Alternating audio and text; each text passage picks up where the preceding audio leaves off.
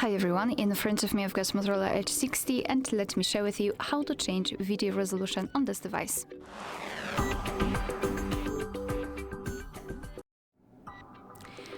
So let's start with opening the camera app, and currently we are in the standard photo mode, so let's switch to the video one. Just tap on the video. If you can see the red dot inside the shutter button, it means that for sure you're on the video mode. So now we can take a look at this option bar at the top, and on the second position from the right we've got the resolution. So let's simply tap on it, and in this device we've got two different resolutions, so FHD and 4K. All you have to do is to tap on the specific option. Of course it will be immediately highlighted with this neon green color.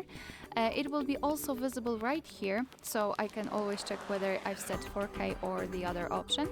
And from now on your device will use the chosen resolution whilst recording a video.